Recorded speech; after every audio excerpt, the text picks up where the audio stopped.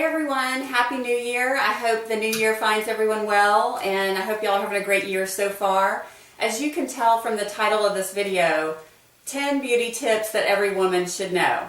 Well, this all came about because I just came back from a girls' weekend with my college friends. Every year we get together and we pick a different city, and this year we went to Austin, Texas, and we had a great time. But it's funny because when we're going out, a lot of them will say, who's got a blow dryer, who has a curling iron? And it seems like I'm the one always saying, I do. And they tease me because I come with, so many brushes and curling irons. It seems like the older that I've gotten, the more stuff that comes along. So they tease me about that. And usually I end up doing their hair and makeup before we go out, which is fun. But I thought I'd put together a list of 10 things that every woman should know, and especially women over 40, because it was fun hanging out with my friends to find out some things that they didn't really know about. And I know a lot of us that watch the beauty videos here know a lot about, beauty tips, hair and makeup, that type of thing. But there are a lot of people who don't. So if you're used to watching these types of videos, you may know everything in this video and you may not find it helpful. But if you don't, then here are 10 tips that I think every woman should know.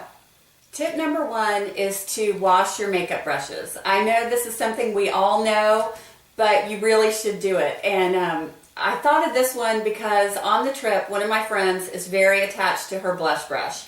And she pulled it out and it was like a mangled, it looked like a fork had stabbed the blush brush. It did not look like a blush brush at all. I even offered to get her a new one and she said, no, I love this one. So I'm teasing her in good fun. She knows that I tease her every time she whips that thing out. But really, there was so much makeup down in it. It was kind of gross. So tip number 1 is to wash your makeup brushes. We know that bacteria can build up and it's just a good idea to wash your brushes. That way it's cleaner on your face and everything. One of the best videos that I watched on how to wash your makeup brushes was by Rachel Wade. And she's a makeup artist out of New York. And what I'll do is go ahead and link her video below. What she uses is Masters Brush Cleaner. And this is what artists use to clean their paintbrushes. And it's really easy. You just wet your brushes, swirl it around in this soap that's in the container, and rinse them out. And it's really easy, and it makes washing brushes kind of fun too because it's just so easy. So don't forget to wash your makeup brushes. Tip number 2 is to wash your face every night and every morning and remove your makeup before you go to bed. I was so surprised. We all went out, we had a night of drinking, and some of my friends would just come back and go straight to bed without washing their face or taking off their makeup. And so for me, if I don't take off my makeup, the next day I wake up and I've got like zits everywhere, and I can't stand to go to bed with mascara on because I just wake up and my eyes are all sensitive and red. So just don't forget to take off your makeup every night. The makeup remover that I like to use is Kiehl's Supremely Gentle Eye Makeup Remover. This one is a cream-based formula, so if you're used to a liquid or an oil-based, you may not like this one, but I like this one and it works well for me, and I've got sensitive skin and eyes. Going along with washing your face, remember your little routine. So, it's washing your face, it's exfoliating, it's using a toner if that's what you use, a moisturizer to put hydration back in your skin. Just remember your regimen. And that brings me to tip number 3, which is to know your skin type so that you can select the products that are formulated for your skin type.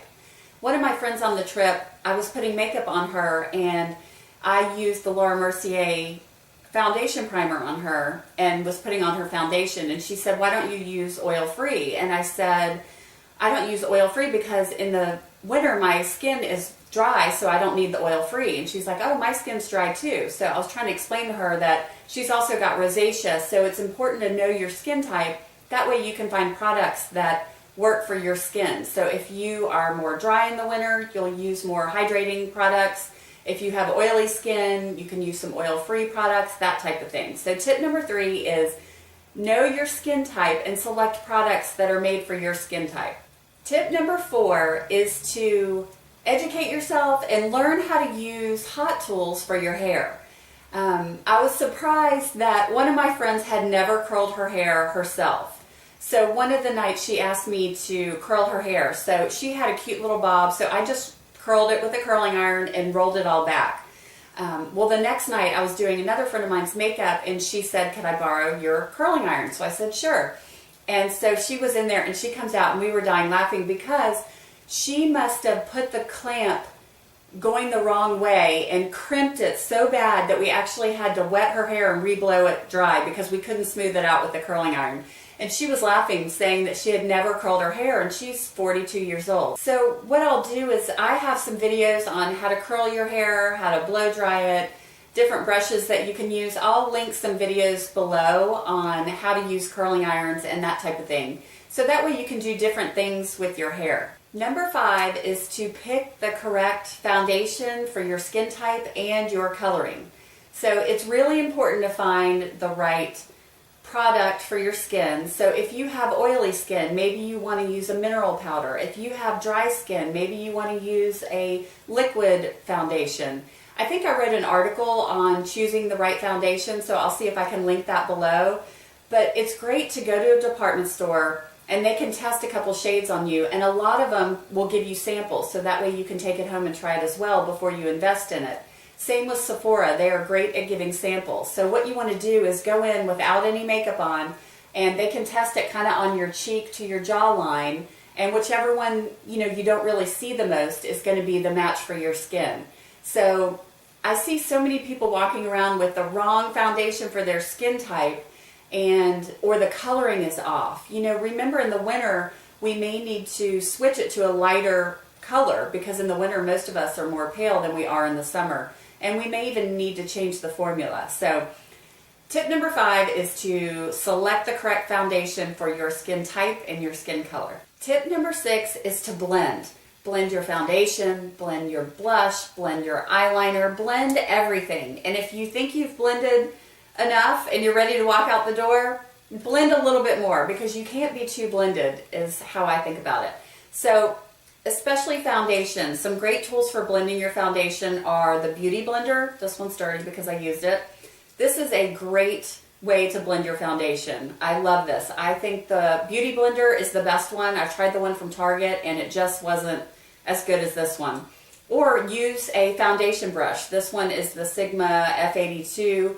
Use a brush to blend in your foundation, because there's nothing worse than seeing the line with the different colors on your face. So blend your foundation. Another thing that I think is really important, especially for women over 40, is that if you use a pencil eyeliner, go back and blend it, because a lot of times our eyelids get a little bit wrinkly, and when you draw a line with the eye pencil, it looks a little jagged. So there's a way to soften it, and you can either go in with, a lot of the eyeliners have the sponge tip little blenders on the end, or you can go in with a smudger brush and just go along the line you created and smudge it. I think it looks much better than just a drawn line that's not blended at all. If you're using a gel eyeliner, it's probably going to come off a little bit smoother because you're putting it on with a brush. Same with a liquid, it goes on with a brush. And if you still find that the edges are too harsh, what you can do is go over it with an eyeshadow that matches. Use a little smudger brush and just go over it with an eyeshadow. That way you can soften the lines and it doesn't look so harsh. So that tip is to blend everything. Number 7 is don't forget about your eyebrows, especially if you've got blonde hair. A lot of times your eyebrows kind of blend into your face because they're so light. So if you can use a taupe eyeshadow or eyebrow pencil to fill in your brows just to define them a little bit more, it really looks great. Also, if you've got dark eyebrows, if you go and do this beautiful smoky eye look and your eyebrows are just mangled, it ruins the whole look. So just, pluck them, or have someone go to a salon and have someone do it so you can follow the lines. I have someone pluck mine. I can't get them waxed because I break out. And then I just kind of follow the lines in between when she does it and just pluck them and trim them myself. I don't have a video on eyebrows, but I'll see if I can find one and link it below. Eyebrows can really help frame your face, so I think it's important to remember your eyebrows. Number 8 is put a little bit of color on your lips. Now, I'm not saying you have to go bright red or dark like this, but I see so many people that just wear a nude lip gloss or just a nude lipstick, and it just blends into their face. And I'm not saying that you can't wear a nude lipstick, because a lot of people can and get away with it. I'm just saying that I think if you put a little bit of color, whether it's got a pink, mauve, coral, brownish tint to it, that most people look better with a little bit of color on their lips. So am I saying that you can't wear a nude lip? Absolutely not. And I think it looks great on some people. I'm just saying that if you feel a little bit washed out sometimes, try a little bit of color on your lips and see what you think. Tip number 9, and some of you aren't going to like me for this one, is that especially if you're over 40, I challenge you to look in a magnifying mirror and see if you don't have any unwanted hairs in this area. I know growing up I had a little bit of the peach fuzz and it was light colored, and then all of a sudden when I hit 40 it seemed like it just got a little bit more. So what's funny is my mother-in-law actually bought me some of these little facial razors, and the reason she bought them was because she said that if she got sick or she got too old where she couldn't see, she wanted someone to be able to shave the little whiskers off her chin and on her lips. So I thought that was funny.